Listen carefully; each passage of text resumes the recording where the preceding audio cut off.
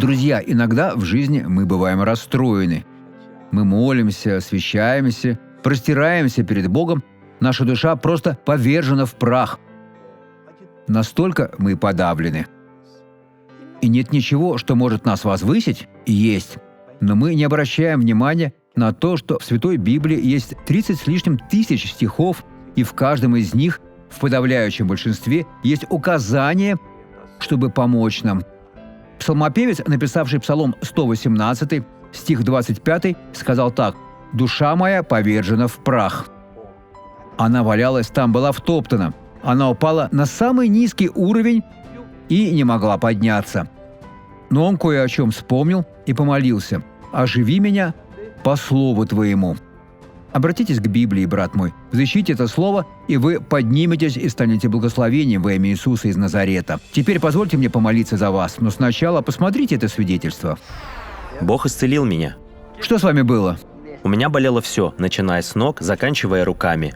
Уже долгое время? Да, уже долгое время. Как долго? Уже несколько лет. 2 года? 5. Все началось 5 лет назад. 5 лет? Да. И чего вы не могли делать из-за этой руки? Рукой я не мог почесаться, не мог пригладить волосы. Но теперь все прошло. А ноги? Ноги теперь здоровы. Тоже исцелились? Тогда можете идти во имя Иисуса. Как прекрасно, друзья! Мне нравится делать дело Божье. Это прекрасное дело, доктор Суарес. Мы благодарны Господу Богу за слугу, которого Он возвысил. Теперь помолимся. Отец, наша душа может быть повержена в прах. Нас могут преследовать неудачи. Но, дорогой Отец, если Господь оживит нас Своим Словом, мы воспрянем и станем благословением.